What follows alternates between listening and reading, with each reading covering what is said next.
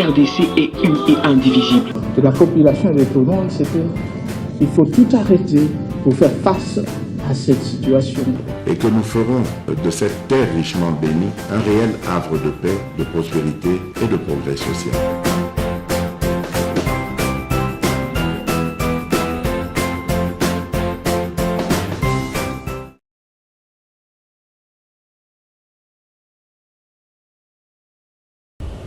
Et ça me rappelle Mzee Kabila. L'histoire est très importante. Avant le 2 août, nous avons fait un discours. Nous avons fait un discours pour dire au peuple, la guerre sera longue et populaire. En entendant le président Tshisekedi hier, j'ai dit que c'est la même vision de Mzee Kabila. Il faut faire par tous les moyens pour que le peuple congolais soit debout. Et on a vaincu les Rwandais, les Ougandais qui étaient venus pour prendre Kinshasa. Donc il y a quand même un passé. Il faut se référer pour comprendre qu'est-ce qui va se passer après. Ce qui est important, c'est savoir qu'est-ce qui va se passer après. Nous sommes dans une logique d'une guerre. Il faut que les Congolais le comprennent. On ne négocie pas avec un faible. Est-ce qu'il a déclaré la guerre? Ce n'est pas au-delà de la question, mobilisation. mon cher ami, ce n'est pas question de déclarer la guerre. Oui. Le pays est occupé. On fait comment? On met le peuple et les militaires, nous boutons dehors tous ces médiocres. Est-ce que le président a-t-il pris la mesure de ceux qui sont derrière, qui font cette guerre? Non, écoute. Oui. Je dis que les présidents les mieux informés. Il y a les renseignements chaque matin. Et quand ils vous parlent, ils vous disent que l'heure est grave. Prenons conscience. Je vous dis que Mzee Kabila a fait la même chose quand la guerre a éclaté le 2 août. Et quand vous faites une étude comparative, le président Kabila Mzee avait décidé de mettre les Rwandais dehors, en commençant par James Kabarebe. Et Kabarebe ont fait le coup pour prendre le pouvoir à Kinshasa par la force. On a des faits. Regardez aujourd'hui. Le président Tshisekedi décide de changer la tête de l'armée, l'état-major. Automatiquement, on voit les discours commencent à émerger. Les bandits se mettent debout. Les donneurs de leçons viennent vous dire... Même Kabarebe se prononce à Kigali. C'est la raison pour laquelle j'ai dit, nous sommes 100 millions d'habitants. Nous sommes un grand peuple. Si nous mettons 10 millions de Congolais, personne, même l'Amérique ne peut pas nous gagner. Le problème, c'est quoi? Je pense que le président l'a dit dans son discours. On est tellement infiltrés, à tous les niveaux. Il y a trop de traites. Ça, c'est un. Et de deux, nous avons une élite très faible. Parce que quand vous voyez certains hommes politiques congolais parler, c'est comme des enfants. En cette période, il y a encore des gens qui posent des questions, non, ils doivent justifier cela. On vous dit que le pays est occupé, on va prendre le pays. Vous voulez dire, ça signifie quoi? Nos amis qui sont à la base de la guerre, les Rwandais et l'Ouganda, il ne faut jamais oublier, ce n'est pas qu'ils font la guerre, ce sont des multinationales qui étaient à la base de la guerre de 1994. Il ne faut pas oublier. Et cette guerre avait un objectif. Comment parvenir à casser le Congo, exploiter la population. Voilà pourquoi, même quand les présidents font du discours, et leurs médias, les hommes politiques, personne ne parle. Mais les peuples africains sont très attentifs à ce qui se passe ici. Le peuple congolais est très attentif. Maintenant, comme le président a lancé un mot d'ordre, il faudrait que tout le monde se mette debout. Parce qu'on ne peut pas accepter, 60 ans après, qu'on soit un pays trop riche tel qu'il est. Notre peuple est dans la misère. Nos enfants n'étudient pas. Et simple maladie, vous mourrez. Et j'en veux vous dire que accepter de céder une partie du pays à des étrangers. Je vous dis que mon cher ami Lumbala, c'est une période, c'est un tournant historique. Et si les Congolais se mettent debout, et si on écartait tous les traîtres et les infiltrés qui sont dans l'armée, dans la classe politique, dans les journalistes, partout, parce que maintenant, il en va de la nation. Nous faisons l'erreur, le Congo disparaît et nous devenons esclaves des autres. Donc, nous ne voulons pas que l'histoire se répète. Donc, il faut vite se référer à travers le discours du président, en ayant aussi des leçons à tirer quand la guerre des août a éclaté avec l'affaire de James Kabarebe, qu'on présentait ici comme Congolais. Le lendemain, c'est Kabarebe qui fait le coup pour prendre le pouvoir à Kinshasa. Donc, il prend ce pouvoir pas pour le Rwanda. Il prend le pouvoir pour les intérêts des multinationales occidentales et des globalistes qui sont à Kigali. Voilà le problème. Voilà. Norbert Yamba Yamba, dialoguer avec qui? Pour quelles concessions? C'est la grande question qui turlupine la cervelle des Congolais, des Congolophiles et même de tout le peuple du monde qui s'intéresse au massacre, au calvaire, à la misère du peuple congolais. Vous allez, les grandes puissances poussent le pouvoir de Kinshasa à aller dialoguer. Tout le monde, à New York, Washington, Paris, Berlin, partout, tout le monde dit désescalade, appel à la retenue, comme s'il s'agissait de deux pays qui se battaient. Voilà, négocier. Vous allez négocier avec qui? Vous avez été parmi ceux qui négociaient à Ibiza, pré-dialogue. Dites-nous, cette fois-ci, avec Macky, surtout de Macky Sall, on va discuter de quoi pour céder quoi? Merci Fabien pour l'invitation. Je salue mes deux frères, Freddy Mulumba et le professeur Kabongo. Ça fait un bail, on n'avait plus fait un effort pour qu'on soit ensemble. Heureusement que je les trouve toujours actifs. Dieu merci, parce que vous nous donnez quand même ces opportunités pour réfléchir davantage. J'ai trois petites choses. La première, c'est autour de vous, de tout le temps, Fabien. Nous avons toujours dénoncé que la guerre dans l'est de notre pays est le résultat des appétits de puissance d'argent. Ce sont eux qui orchestrent les choses, etc. Parce qu'en fait, le Congo a été considéré comme l'espace où chaque vautour peut trouver véritablement un terrain fertile et s'approvisionner. Et donc, il ne faut pas avoir des autorités qui ont un regard regardant par rapport aux richesses de la République, etc. Et vous savez ce qui est arrivé à Lumumba, vous savez ce qui est arrivé à Laurent Kabila, vous savez que Etienne Tshisekedi n'a jamais accédé à des responsabilités, c'est à cause de cet esprit de souveraineté, etc. Aujourd'hui, l'Occident a toujours boutiqué sa vision fondamentale qui est celle de saucissonner le Congo pour qu'ils se partagent des boutiques où ils peuvent s'approvisionner en minerais et compagnie.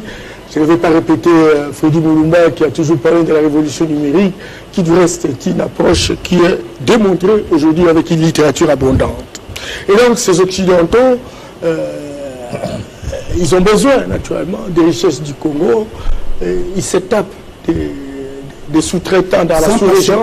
C'est la grande porte. Bien entendu. Kibali, c'est anglo-saxonne, ou plutôt anglais, à ce que je sache.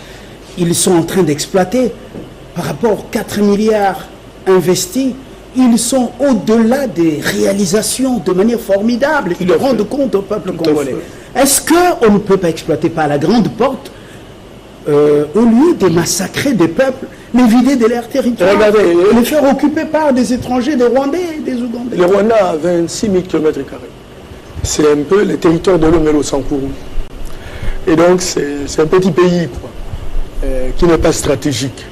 Le Congo, c'est 80 fois plus que la Belgique. Et donc chaque province a des richesses potentielles. Comment, là, ça c'est une question importante, comment la grande puissance que vous appelez États-Unis d'Amérique préfère-t-elle, cette grande puissance, un petit pays de cette dimension qui vaut moins que le territoire de Lomela, qui n'a rien dans le sous-sol et dans les sols, mais préfère, avec tous ses intérêts, recourir à des terroristes pour faire d'eux voilà un interlocuteur afin de faire souffrir. Quel est cet esprit diabolique? Je te connais avoir la connaissance suffisante sur la géopolitique internationale. Vous dites que les Américains doivent présenter des amourettes. Or, les Américains trouvent la guerre comme étant une industrie la plus rentable que les industries d'autres investissements, etc. Sur les 244 ans d'indépendance, ils ont fait la guerre 241 ans, et c'est ce qui fait la puissance américaine. Aujourd'hui, le budget militaire, c'est 750 milliards de dollars, pour vous imaginer. Et donc, ces guerres normales et asymétriques qui permettent véritablement d'exploiter les richesses de manière informelle, qui leur donne la possibilité de continuer à construire leur hégémonie, etc. Donc, n'entendez pas aux Américains de venir mettre de l'ordre chez vous, mais il faut réfléchir sur les stratégies qui nous permettent véritablement d'autonomiser notre action. C'est très important. Et là, nous ne cessons jamais de le répéter, c'est la science qui peut devenir véritablement un chien de chasse.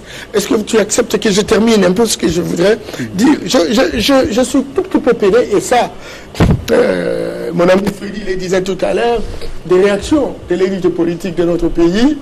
Il y en a ceux qui disent, mais écoute, le président a demandé la mobilisation générale, mais il sait qu'il y a des injustices, il y a des détournements, il y a des gens qui deviennent riches, etc. Qu'on peut confondre véritablement la cohérence entre la situation d'aujourd'hui, qui constitue un défi, et la réponse qu'il faut donner. Donc, les gens croiraient que, bon, lorsque on résout la question d'injustice, à ce moment-là, nous gagnons la guerre. Mais écoutez, nous avons la guerre devant nous, et nous sommes en guerre, nous sommes occupés. Nous avons besoin de tous les Congolais, en attendant que nous puissions construire une dynamique vers une gouvernance rationnelle, que nous puissions nous battre contre véritablement ce qui s'est déclaré. Alors maintenant, quand ces intellectuels disent que ces injustices retardent naturellement la cohésion, moi je dis, ils sont en train de ne pas tirer au filet. Je voudrais également parler de la question du dialogue. Vous l'avez dit. Est-ce que le dialogue aujourd'hui va se passer avec qui? Les Occidentaux. Avec qui? Les Occidentaux. Qu'est-ce qu'on va concéder, nous, la République démocratique du Congo? Kinshasa va amener quoi pour que, voilà, ceux qui veulent que leur poulain soit là et parle avec le gouvernement? Les Occidentaux, pour eux, le dialogue, c'est de discuter avec, soi-disant, M23, qui est un groupe terroriste. Mais c'est un M23 né de quelque part, un financé de quelque part, et un fait office de quelque part. Et donc, discuter avec M23 suppose construire une nouvelle dynamique vers l'infiltration, comme on l'a fait avec l'AFDL, on l'a fait avec RCD, on l'a fait avec CNDP, et aujourd'hui M23. Donc, M23 suppose un dialogue, partage de responsabilités politiques, partage de responsabilités sécuritaires, etc. Ça veut dire quoi? Ça veut dire en fait niveler le Congo vers le bas, l'affaiblir davantage, le vulnérabiliser, etc. pour qu'il soit plus fragile de manière à l'abattre. Et l'abattre suppose le saucissonner, le diviser en morceaux. Et donc moi je crois qu'aujourd'hui plus que jamais, la mobilisation telle qu'est lancée par le président de la République est très importante. Mais maintenant, notre pays a 26 provinces. Et dans les 26 provinces, il y a des gouverneurs de province qui sont censés être des chefs de républicains. Aujourd'hui, moi je suis très désolé, je n'attends pas encore des gouverneurs se mobiliser autour de ça. Pour que tout le monde soit debout. Aucun gouverneur n'a fait un message. N'a fait un message. Aucun ministre. Alors, nous voulons... Personne n'a fait un message dans le sens de cette mobilisation pour s'approprier la vision du chef. Et chacun accompagné, le chef a parlé après. Non, je vous informe que dans les chefs du ministère de l'Intérieur, j'étais en train de chercher à atteindre Freddy, à atteindre Emmanuel, etc. Parce qu'aujourd'hui, le ministère voudrait organiser une grande rencontre de consultation avec les différents acteurs de la société civile, parce qu'il n'y a que les acteurs étatiques qui jouent un rôle. Il faut que les acteurs de la société civile aujourd'hui puissent donner leurs avis et considérations pour que nous ayons un package que nous puissions donner comme input au président de la République, au gouvernement de la République, de manière à pouvoir... Merci pour l'information. Oui. En attendant, voyons voir ça dans la praxis. Merci pour l'information, c'est très important. Du moins, il y a un ministère qui commence à s'approprier le discours du chef de l'État. Emmanuel, on ne demande pas Museveni de négocier avec les terroristes des ADF. On ne demande pas Kagame de négocier avec les Rwandais qu'ils ont massacrés sur le sol congolais quand ils venaient dans les rangs de l'AFDEL. On ne demande pas Kagame d'accueillir et les mettre dans les bonnes conditions des Rwandais ou tout de l'autre côté. Quand vous allez là-bas, ceux qui sont privilégiés, ce sont des Tutsis qui sont dans très bon poste, les autres nettoient les routes, les autres sont pour les petits travaux, et ainsi de suite. Pourquoi on ne demande pas aux autres de le faire? Oui, je pense que toutes ces questions-là sont très bonnes, mais elles ne méritent pas beaucoup notre attention. Ce que je dois pouvoir dire est que tu as posé la question tout à l'heure à Norbert. Ceux qui veulent détruire le Congo ne le font pas parce qu'ils n'ont pas la capacité de discuter avec Tshisekedi pour lui dire donnez-nous les minéraux et que Tshisekedi aurait refusé non. Parce qu'ils l'ont accepté en Angola. Ils ont dit l'Angola avait un problème avec Savimbi. Ils ont dit bon ça va, l'Angola de Santos a envoyé des gens pour leur dire qu'est-ce que Savimbi vous donne que nous ne pouvons pas vous donner. Ils ont accepté. Et ils ont éliminé Savimbi et ils continuent à travailler avec l'Angola. Mais ce n'est pas le cas du Congo. Le Congo, tout ce qui n'aime pas le Congo, c'est sa potentialité comme grande puissance. C'est-à-dire, notre population augmente, les richesses sont trop fortes, et les élites que nous prenons comme des élites idiotes, tout ça, développent de plus en plus un souverainisme qui ne plaît pas à ces gens-là. Comprenez? Donc le peuple congolais et son élite sont imprévisibles pour les grandes puissances. Pas imprévisibles. Toutes les grandes puissances savent que le peuple congolais n'aime pas la balkanisation. Que les gens de Goma là préfèrent mourir comme ils meurent là, sans céder quoi que ce soit. Mais cela aussi c'est l'histoire. Nous sommes le Congolais et le peuple au monde qui a connu une histoire extrêmement difficile. Une souffrance incroyable qui a fait qu'aujourd'hui, mine de rien, nous sommes très collés les uns aux autres. Et notre espace ici, pour nous, c'est un espace non seulement vital, mais divin.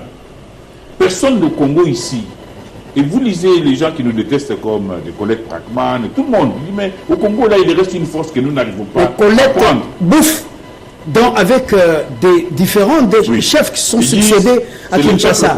Et quand elle termine à bouffer, elle va tirer la balle. Colette, avec son dictaphone, était avec bouffer avec Mobutu, elle l'insultait. C'est ici que, comme il y a on a fait des études, le peuple congolais lui-même là, c'est reconnaître des gens avec qui il peut négocier. Le peuple congolais n'aime pas les Américains. Comme ils nous le rendent si bien, nous n'aimons pas les Belges. Ils nous le rendent si bien. Donc ce que nous aimons, c'est notre pays et il est sacré. Alors, le président de la République l'a compris. Il dit, mobilisons-nous. Aujourd'hui, je pense que toute la discussion que nous allons faire au jour d'aujourd'hui, ici, là, maintenant, nous, c'est donner les conditions de possibilités, les faits pour une mobilisation tous azimuts. Tout à l'heure, vous avez parlé de corruption, de vol, c'est vrai. Mais ces corruptions-là et ces vols-là, Dieu nous donne. C'est cette guerre hybride-là. Les gens qui volent là, ce sont des gens des infiltrés. Ce sont des infiltrés qui sont ici, qui volent, qui accompagnent les Congolais d'origine ici dans des petites magouilles, qui volent, qui bloquent le système de commandement. Donc, au jour d'aujourd'hui, je pense que j'allais discuter avec quelques amis de par le monde. Nous disons, le président de la République a pris acte de la guerre qui nous est imposée, donc nous avons déclaré la guerre au Rwanda. Nous n'allons pas reculer, commencer à faire des discours, des reculs comme si nous avons peur de quoi que ce soit. Non, non. Et quand on a déclaré la guerre, quand nous acceptons cet état de guerre, il y a des choses qui s'imposent. La première chose, c'est le conseil de guerre. On ne peut, quand il y a la guerre, toutes ces juridictions civiles ne fonctionnent plus. Nous mettons en place un conseil de guerre qui juge tous les voleurs ici et on les abat là-bas devant les palais du peuple. On les abat. Fabien, nous n'allons pas aujourd'hui reculer.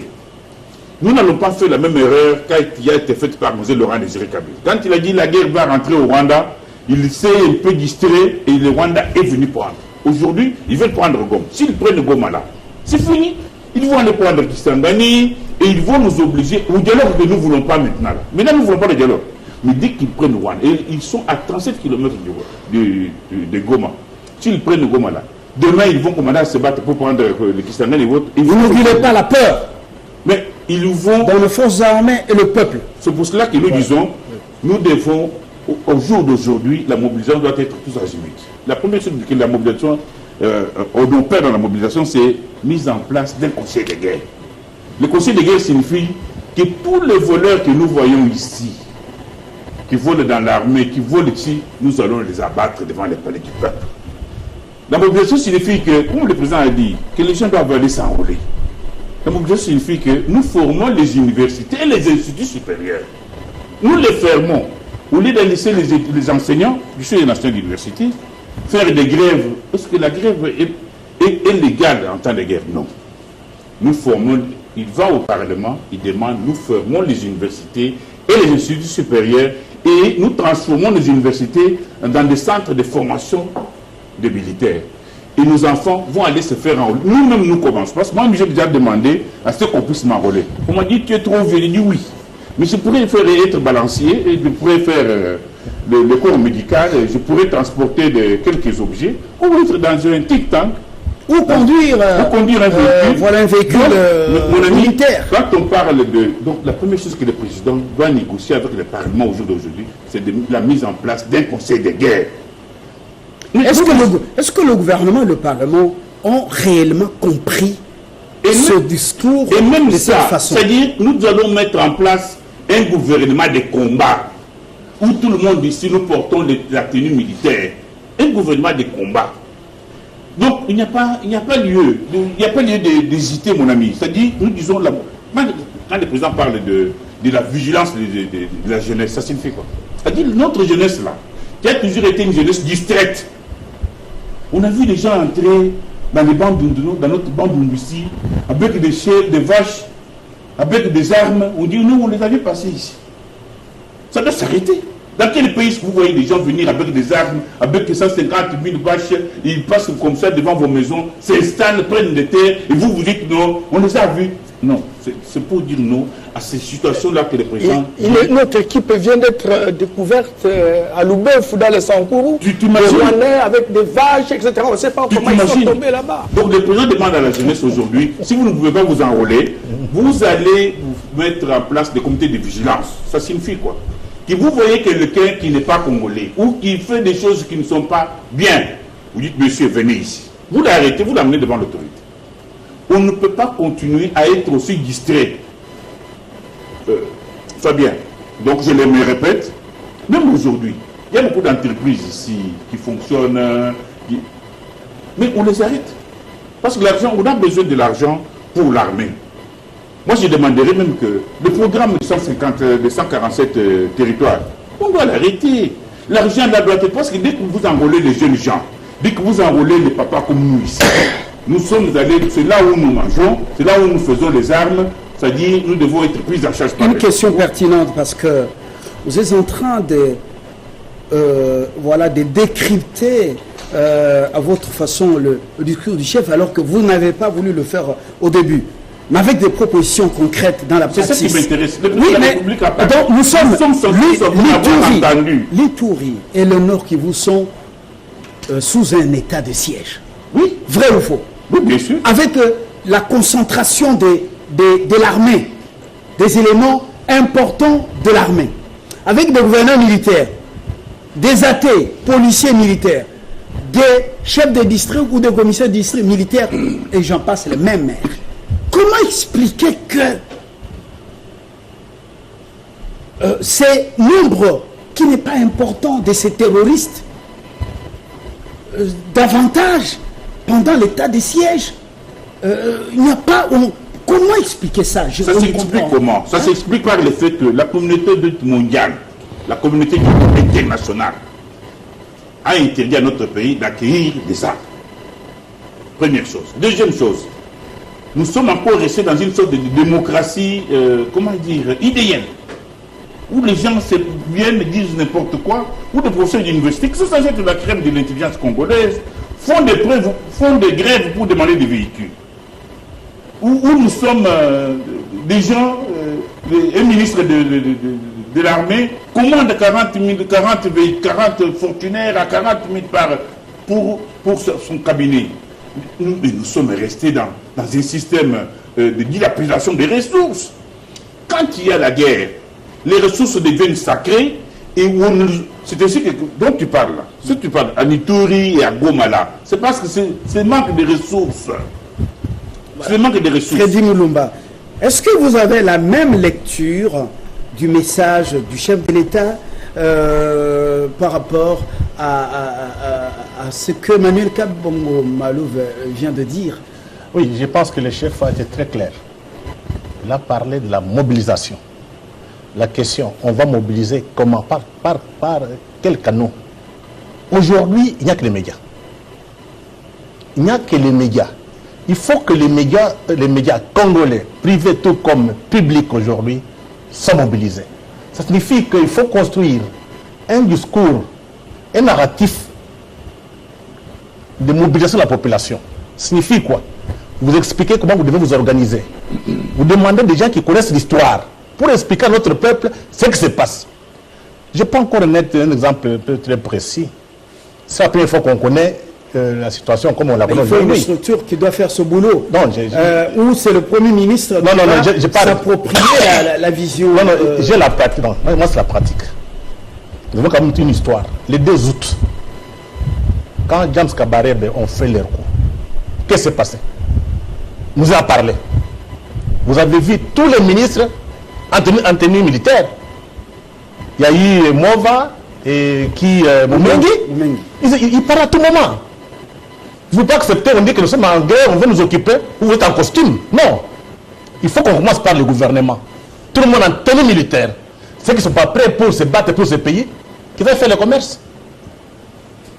Au niveau des médias, il faut imposer une discipline en commençant par les médias officiels. Ce n'est pas normal que les pays soient attaqués, vous avez les médias officiels, il y a des problèmes. Ce n'est pas normal ça. Et ça doit s'arrêter.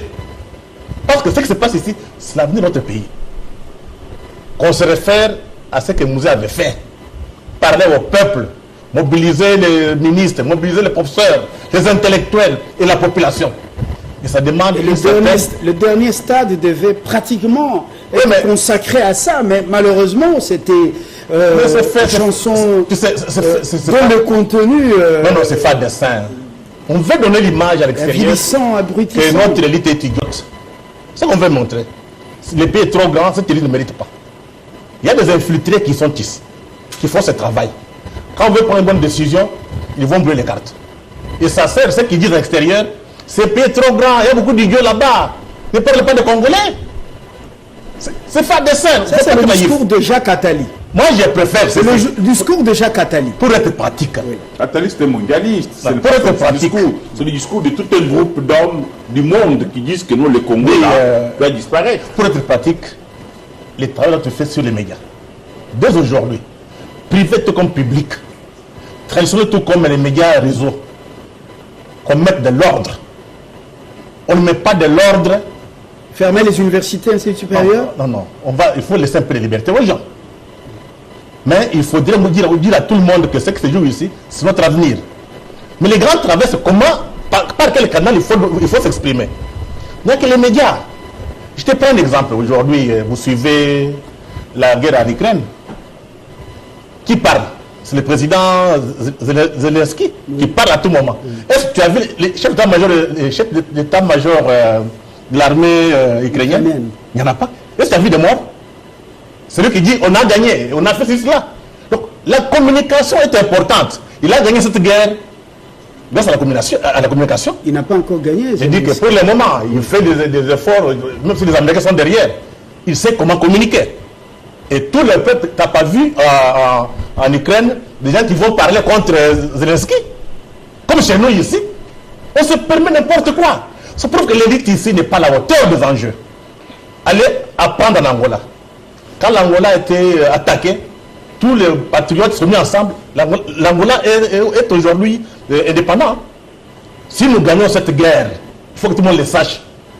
C'est le Congo qui devient indépendant. Le Congo qui va contrôler ses richesses pour nos enfants. Ce n'est pas normal qu'on soit le pays les plus riches du monde et qu'on ait une population pauvre, nos enfants n'étudient pas, et les étrangers qui viennent ici s'enrichissent. C'est le moment de porter la tenue des enfants de 18 ans jusqu'à 60 ans, 65 ans, d'aller se battre. Norbert. Et ça comme... Écoutez un peu. Oui. Parce que les enfants-là ne peuvent pas aller se battre, ne peuvent pas se faire enrôler s'ils sont à l'université. C'est pour cela que, dans un premier temps, ce sont les universités qu'on ferme. Ce sont les instituts privés qu'on ferme pour permettre à la jeunesse-là, qui est concentrée là-bas, qui est intelligente, d'aller s'enrôler. Moi, je pense ici, Emma. Et même pour les narratifs. quand il y a la guerre, c'est l'armée qui fournit l'information. Nous l'avons vu pendant toutes les guerres aux États-Unis, en Russie, tout ça. C'est l'armée qui fournit l'information. On ne va pas laisser les gens donner leurs états d'âme. Non, l'armée congolaise a un très grand bureau d'information. Donc les gens vont là-bas se fournir en information. On ne laisse pas les gens indépendants dans la rue. Sous prétexte qu'on doit respecter les libertés. Pour être clair, il faut que ceux qui sont dans les institutions donnent l'exemple. C'est ça, tu as raison. Si quelqu'un ne donne pas l'exemple de défendre ce pays, il n'a pas droit de rester dans l'institution de la République. Des combats. Et nous devons changer ça. Parce que nous perdons cette guerre. Le Congo disparaît. Et nous devenons des esclaves des autres peuples et des capitalistes occidentaux prédateurs. Merci. Freddy, Norbert, si tel est le cas, le président trahit par des gens qui ne sont pas sincères, au service des multinationales anglo-saxonnes et canadiennes, d'autres sont même ici. Si il n'y a plus d'espoir, même en ces armées, en cette force régionale, alors pourquoi continuer à recevoir cette force régionale, même si Ruto, le président Kenya, a prié avec ses militaires qui sont en train d'être déployés au Congo. La prière, oui, c'est une bonne chose, prier Dieu au nom de Jésus. Mais si l'espoir reste ce peuple avec son armée, alors il faut absolument enlever de la table l'option diplomatique qui a montré la mauvaise... En fait, confronté par la mauvaise foi des vampires. Nous, Africains, même si on est en train de se réveiller, on est quelque peu naïfs, en fait, dans certaines choses, etc. Bon, voilà, la prière est toujours utile. Mais écoutez, nous sommes en guerre, hein, et lorsqu'on est en guerre, il faut avoir la connaissance de la guerre et le moyen de la guerre. C'est ce qui remplace la prière dans ces circonstances-là. Donc, bon, on est habitué à ce genre de choses, mais tant mieux. Je voudrais revenir juste à un point où vous parlez de l'Union africaine, en fait. Ce n'est pas médico-débatteur que je ne dirais pas que l'Union africaine est un torchon, comme disait le général de Gaulle à l'ONU. C'est un torchon, en fait. Surtout que de surcroît, aujourd'hui, c'est dirigé par des francophones. Et vous savez quels sont les liens, n'est-ce pas, de ces francophones avec leur maître en pensée, etc. Et leur maître en pensée à un autre maître en pensée, etc. Voilà une série, n'est-ce pas, un cordon ombilical des hommes robotisés à souhait, qui visiblement sont guidés par leurs intérêts. Donc il ne faut rien attendre de cette initiative de l'Union africaine, surtout de Macky Sall et Moussa Faki. Vous savez ça fait combien de fois l'Afrique a entendu ce genre d'initiative? Est-ce qu'on est allé vraiment au bout pour comprendre pourquoi il y a la guerre? Est-ce que vraiment la question du dialogue qui constituera vraiment la réponse? Est-ce que Macky s'est posé la question pourquoi il y a une guerre à répétition au Congo? Pourquoi elle est asymétrique? Oui, donc ces choses-là, c'est considéré effectivement comme les gens pensent qu'au Congo, il n'y a pas d'intellectuels, sont des idiots, sont des danseurs, des chanteurs, compagnie, etc.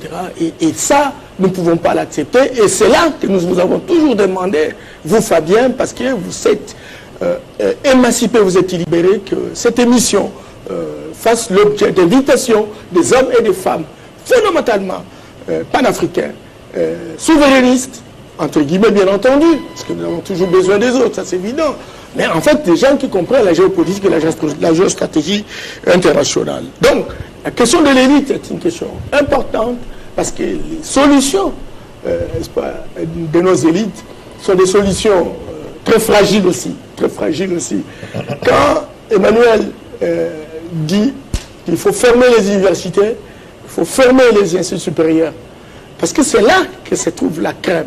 Non seulement intellectuels, physiques, qui ont l'âge, qui est capable de comprendre les tenants et les aboutissants de ce qui représente les relations internationales. On a besoin, pratiquement, que cette machine soit arrêtée, non pas dans le sens qu'on puisse véritablement fermer, mais que cette machine soit transformée en une machine qui soutient la République, non seulement en termes de déclaration, mais aussi en termes d'intégration dans les services militaires, etc., où on peut, à l'intérieur... Est-ce que le président de la République, à part le caractère intraitable dont il fait preuve face aux demandes répétitives des puissances occidentales qui sont derrière manipulées par les multinationales, est-ce que c'est pas un président qui hésite un peu trop, le président de la République? Je voudrais simplement dire à notre peuple aujourd'hui que le président Tshisekedi, que d'aucuns considéraient comme une marionnette, comme un patin, est en train de prouver à la face du monde que ce n'est pas vrai la déclaration qui a été donnée. Et qu'il y reste l'homme entraîné et qui s'est bâti corps et âme pour que le pays fonctionne autrement. Et que la situation catastrophique que nous avons connue dans notre pays est le résultat d'un paradigme qui a été mis en place. Ce paradigme fondamentalement hérocentrique, à rentabilité externe. Ce paradigme fait que toutes nos richesses potentielles soient exportées en briques pour aller véritablement être transformées, créer de l'emploi, créer des richesses en Occident. Quiconque qui voudrait négocier dans le sens qu'on puisse gagner tous, il est considéré comme quelqu'un qui ne doit pas être là. Et c'est le cas que connaît le président Tshisekedi. Alors qu'aujourd'hui, on dit que l'élite politique, l'élite intellectuelle, l'élite sociale, la population dans son ensemble, puissent comprendre que maintenant c'est l'élite des multinationales. Une élite multinationale, c'est une question de richesse. Et il ne faut pas avoir l'intérêt. Il faut leur tout donner et donner gratuitement. Alors maintenant, le peuple congolais, et même, j'ai entendu certains de ses opposants dire, mais écoutez, nous devons manger. Vous allez manger quoi? Parce que le système qui est mis en place, c'est un système d'exploitation. Et nous avons un chef au moins qui leur dit, est-ce qu'on ne peut pas négocier? Est-ce que nous ne pouvons pas faire autrement les choses? Et cet homme-là, on dit non, il ne peut pas être là. Et entre-temps, nous disons, oui, il ne peut pas être là, il ne mérite pas, il n'a rien fait, Et l'Occident trouve intérêt à faire tout le monde des graines pourries, j'aime bien. Et l'Occident dit, et c'est là que je voudrais dire à Freddy pour dire, quand on nous appelle des idiots, on nous appelle des idiots parce que devant une telle analyse qui est axiomatique ou qui est très claire par rapport à la réalité. Et donc, nous prenons des positions parfois divergentes et contradictoires. Alors l'Occident dit, mais quelle élite qui ne comprend rien de la géostratégie, de la géopolitique internationale, pour une question claire, où on dit, non, négocions. Si vous voulez investir, venez, investissez ici, transformez ici, commercialisez ici, nous allons nous partager les dividendes. Ça, ce n'est pas dans le langage occidental. Alors maintenant, on se dit, bon, on va aller chez toi, dire, mais écoutez, il faut s'attaquer à lui. Oh, non, c'est lui qui peut mieux faire, etc. Et l'élite est en train, nous faisons une déclaration, surtout nous là, pour que tel soit tel, au moment où c'est basé sur les intérêts du nombril. Alors, dites-moi concrètement, en relations internationales, lorsque vous n'êtes pas d'accord avec cette messe de l'Union africaine, messe diabolique, vous sentez que c'est un danger qui se pointe à l'horizon pour le pays, parce qu'on va vous forcer à intégrer encore ce genre. Qu'est-ce que vous allez prendre comme disposition? Envoyer des autorités subalternes ou sécher tout simplement toutes ces rencontres? L'heure de la vérité a sonné. Macky le sait. Le président est un panafricaniste. Il a beaucoup crié à l'Afrique, à la synergie africaine, à la mutualisation des efforts. Nous sommes encore dans le bon, votre horloge a un souci. Nous sommes dans le bon, on a une dizaine de minutes, 12 même. Oui, voilà. Et donc, on a crié beaucoup à la mutualisation des efforts et au leadership africain. Malheureusement, il y a un décalage entre ce que nous voulons et ce que nous vivons très concrètement. Parce qu'en réalité, il y a un système de robotisation, d'instrumentalisation et de manipulation des dirigeants africains. Voilà. Aujourd'hui, moi je pense certainement que ça ne va pas nous donner des résultats. Mais il faut prendre le monde et l'histoire, les générations futures à témoin, pour qu'il y ait une telle rencontre, que l'on puisse se mobiliser, pas n'importe quel subalterne, des gens qui réfléchissent, des gens qui ont une connaissance approfondie par rapport à la géopolitique, et qui peuvent dire des choses certainement avec modération, mais que la vérité reste, parce que l'histoire tiendra compte. Est-ce que le peuple a prendre le courage parce que le peuple a refusé toutes ces messes? Ne peut pas réunir le courage de ne pas y aller. Pour de le dire que nous n'allons. Mais Freddy parlait tout à l'heure de Zelensky, qui dit non, moi je ne veux pas aller là-bas. Ça ne sert à rien. Je n'ai pas envie de rencontrer les Russes. Je n'ai pas envie de discuter avec eux. Parce que quand nous discutons avec eux, le soir, ils nous bombardent. Il l'a dit et il l'a fait. Donc, nous sommes en mesure, au jour d'aujourd'hui, que le président de la République puisse dire nous n'allons plus venir là-bas. On n'a rien à espérer. On n'a rien à espérer. Comme le Mali nous restons chez nous. Tu sais, Fabien, autorise-moi encore de donner, prendre quelques... Aujourd'hui, Moscou voit le secours de Bamako, sur le plan alimentaire, sur le plan de l'armement et sur plusieurs plans. Le Mali n'a pas été effacé de la carte. Nous avons le devoir, nous Congolais, de ne pas donner l'impression que la guerre qui se fait à l'Est, là, ce n'est pas une guerre, ce n'est pas notre guerre. On l'a vu ici.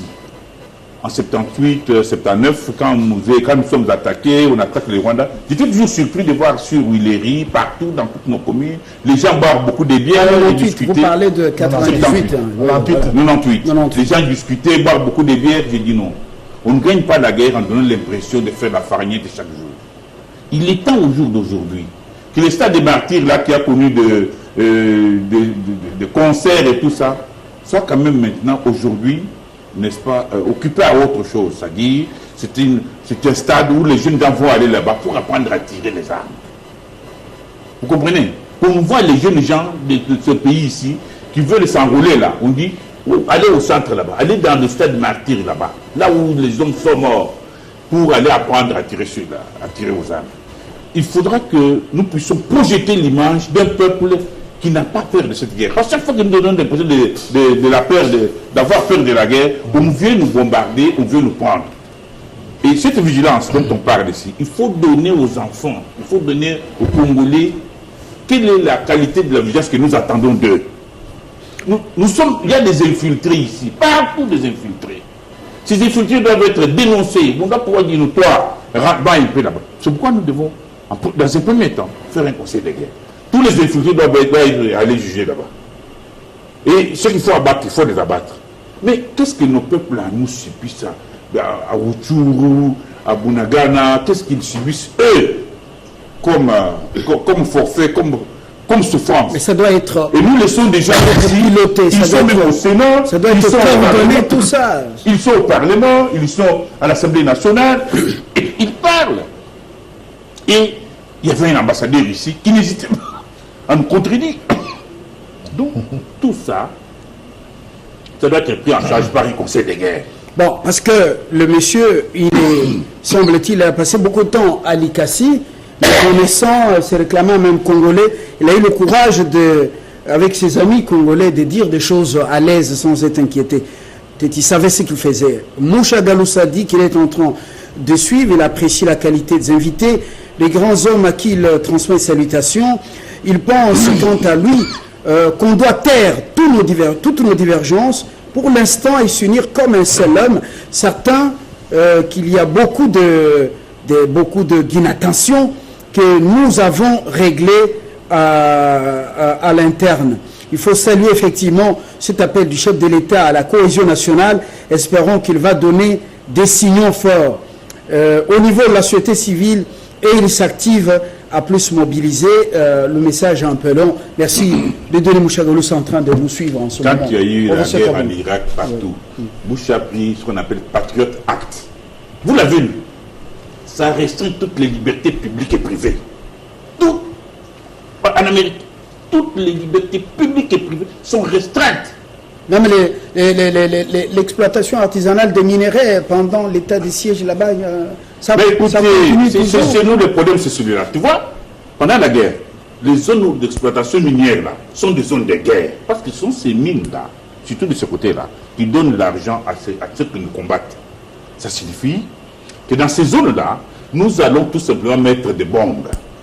Nous demandons aux Congolais qui sont de partir, nous mettons des bombes, même les terrains d'atterrissage qui sont là-bas, les aéroports qui sont dans toutes ces zones-là, il faut y mettre des bombes. C'est ça la guerre. Quand j'étais enfant, en Boujima, là-bas, les gens allaient voler un peu de diamants chez Miba.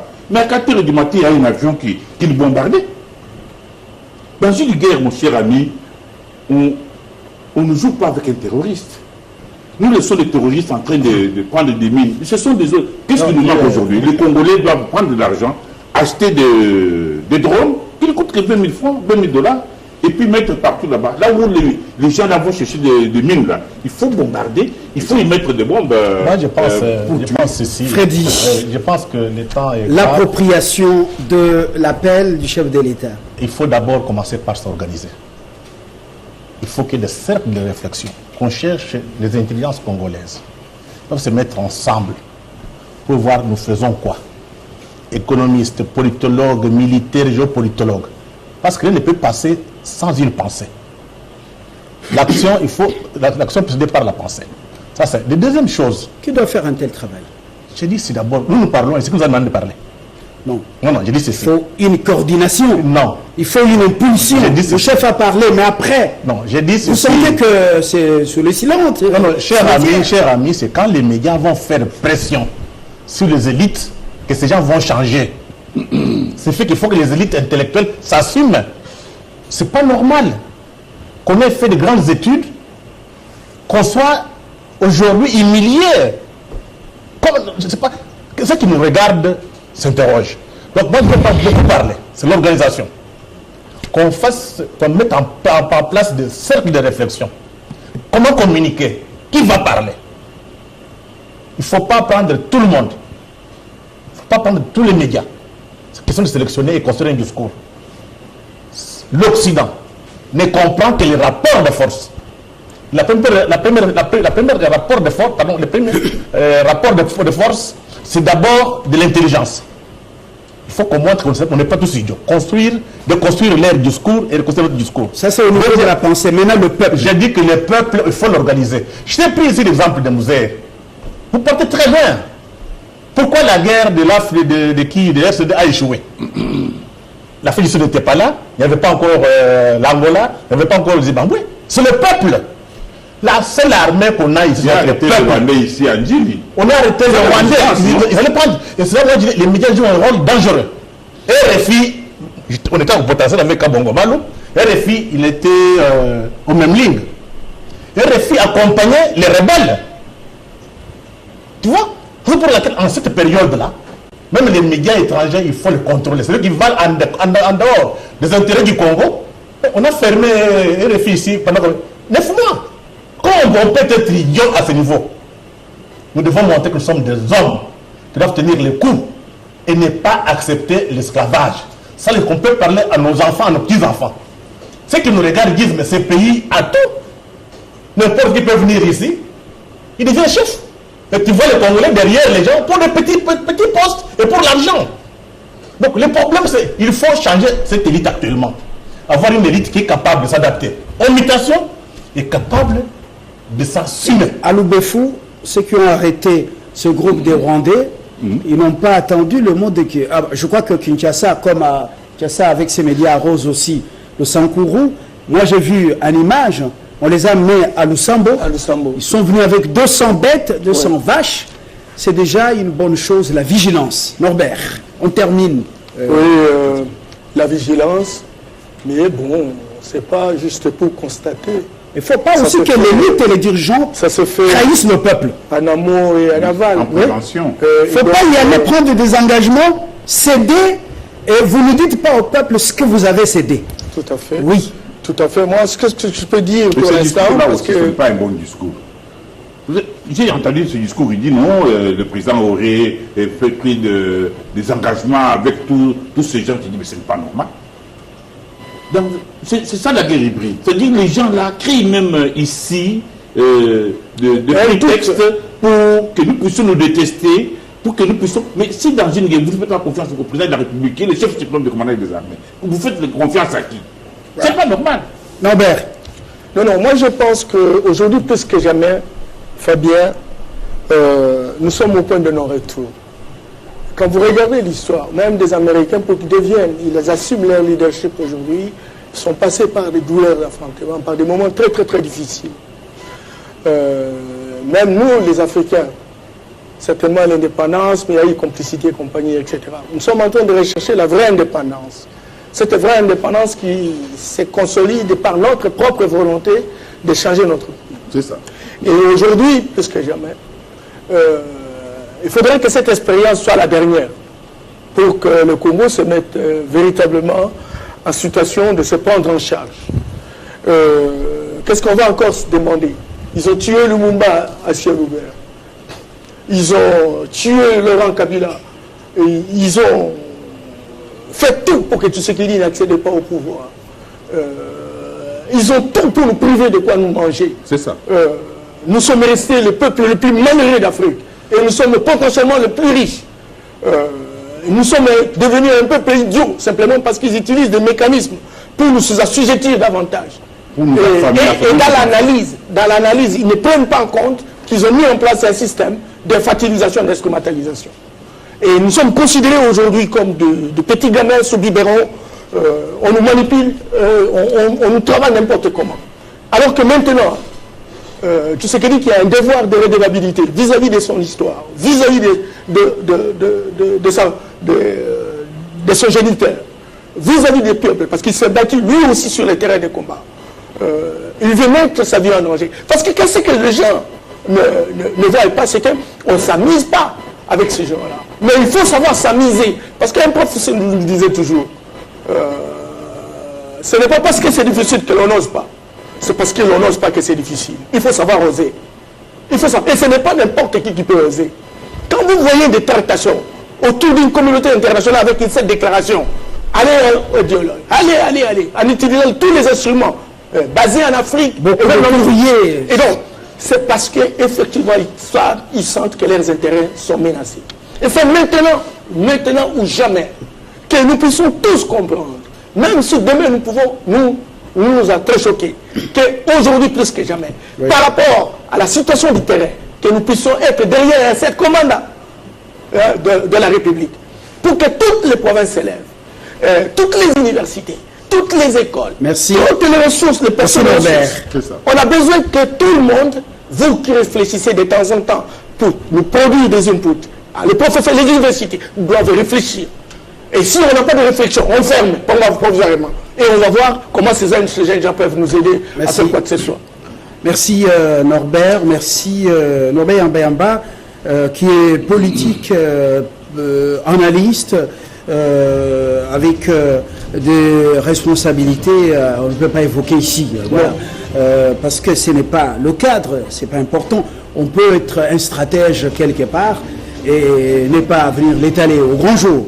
Je vous invite tous, vous serez invités d'ici là au ministère de l'Intérieur pour qu'on puisse réfléchir, toutes ces grandes idées, etc.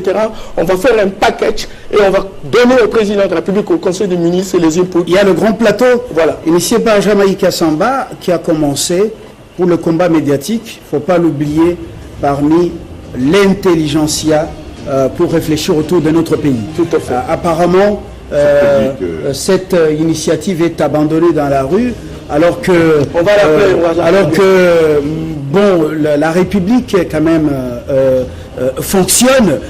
Il faut un sursaut d'orgueil au niveau du gouvernement, des guerriers. C'est maintenant ou jamais que les guerriers sortent les flèches de leur carquois pour les tirer sur la véritable proie. Donc la cible, il est encore temps de mieux faire tant que nous vivons encore sur cette terre des âmes.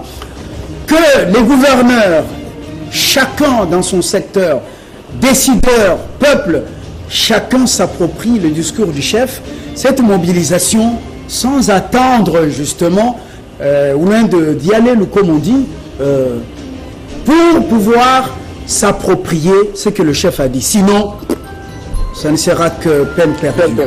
Alors, Rwandais, Burundais, plutôt Rwandais et Ougandais, sachez que vous jouez avec le feu. Ce peuple et ce pays, pour le faire disparaître,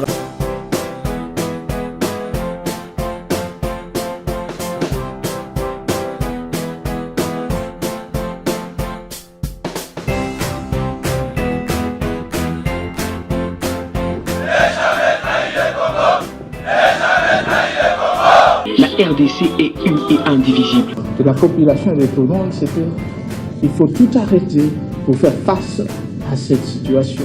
Et que nous ferons de cette terre richement bénie un réel havre de paix, de prospérité et de progrès social.